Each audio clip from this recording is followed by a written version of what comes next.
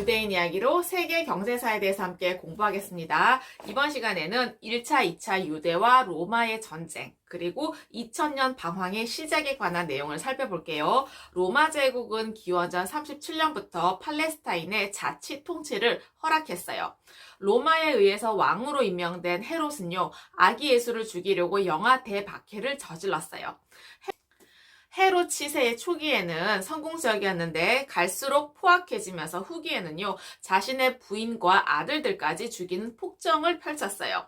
헤롯 왕이 죽고 얼마 지난 뒤에 팔레스타인 지역은 유대민족에 의한 자치 통치에서 로마 제국의 직접 통치로 바뀌었어요. 유대인들은 다시 식민 통치를 받게 된 거예요.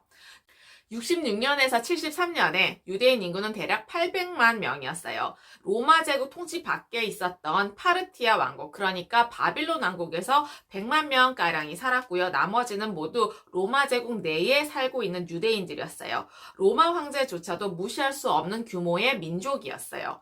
당시 팔레스타인 내에 주둔했던 로마 군단은 4개의 군단이었는데요. 한 군단이 6천 명이었어요. 그러다 보니까 2만 4천 명이 유대인을 지배한 셈이에요.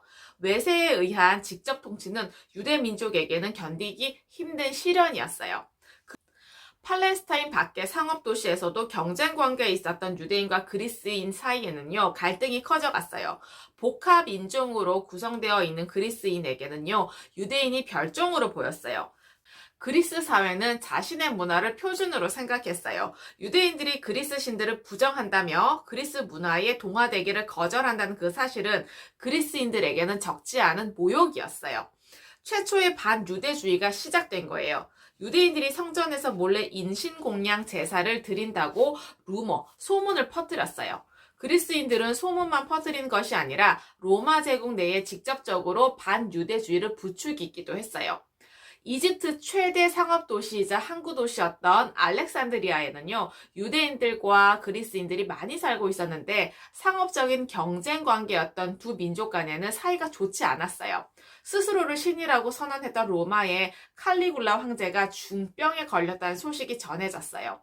황제에게 제물을 바치면서 쾌유를 빌긴 했지만 유대인들은 황제를 신으로 인정할 수는 없었어요. 그리스 입장에서는 유대인들을 모함할 수 있는 좋은 기회였어요. 다신교를 믿었던 유대인들에게 황제라는 신이 하나 더 늘어나는 것은 문제가 되지 않았어요. 그리스인들은 곧바로 유대인들이 황제를 신으로 인정하지 않고 모독한다고 고발했어요. 황제를 핑계 삼아 유대인들에 대한 적대감을 드러내면서 폭동을 일으켰어요. 유대인들의 배를 모조리 불태웠고요. 유대인 거주 지역에 방화와 약탈을 일삼았어요. 알렉산드리아 인구 100만 명 중에요, 40만 명이 유대인이었어요. 유대인들이 해상 무역과 상권을 장악하면서 그리스인들의 심기를 건드린 거죠. 종교의 차이도 컸어요. 당시에 눈에 보이지 않는 신을 섬긴다는 것은요, 좀 이상한 일이었어요.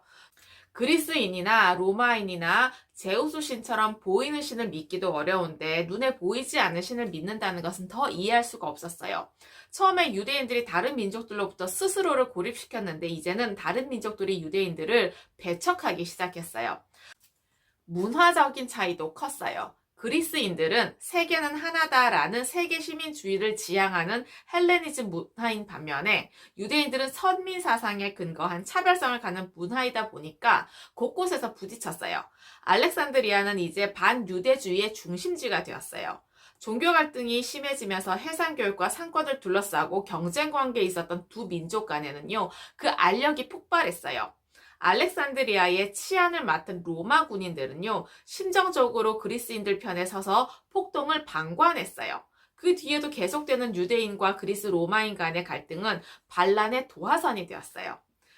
66년 여름에 팔레스타인 지역에서 대규모 반란이 일어났어요. 그 반란은 그리스인과 유대인 사이에서 벌어진 소송에서 그리스인이 승소한 후에 일어났는데, 그리스인들이 유대인을 학살하면서 승리를 축하하는 동안에 로마 수비대는 아무 조치도 취하지 않았어요. 이 소식이 전해지면서 예루살렘에서도 동요가 일어났어요. 이 시점에 로마의 총독 플로루스가 예루살렘에서 유대인들을 십자가에 처형하고 체납된 속주세 대신에 예루살렘 신전에서 17탈렌트의 금화를 몰수한 일이었어요. 1탈렌트는요, 노예 90명에 맞먹었어요. 신성한 신전을 더럽힌 그 행위에 분노한 유대인들이 들고 일어난 거죠. 전투가 벌어지고 로마군의 약탈이 자행되었어요. 다른 도시에서도 그리스인들이 유대인 거주지를 습격해서 피난온 유대인 난민들이 예루살렘을 뒤덮었어요. 전쟁 여부를 놓고 온건파와 강경파 사이에서 심한 논쟁이 있었어요. 난민들의 출현으로 강경파가 우세해졌어요. 유대인들은 로마 수비대를 공격하고 로마군 병사들을 죽였어요. 반란은 로마군과 유대인 간의 전쟁이면서 그리스인과 유대인 사이의 전쟁이었어요. 그리고 동시에 유대인 내전이기도 했어요. 왜냐하면 유대인 상류 계급 다수가 그리스화되어서 그리스 편을 들고 있었기 때문이었어요. 과격한 민족주의자들은 예루살렘을 제압하더니 부유층에게 칼날을 들이댔어요. 그리고 맨 먼저 신전에 공문서고를 불태워서 채무 기록을 모두 없애버렸습니다. 네, 어떠셨나요? 과거의 지혜와 지식을 통해서 현재와 미래 삶이 좀 더 의미 있고 풍성해지시길 기원합니다. 감사합니다.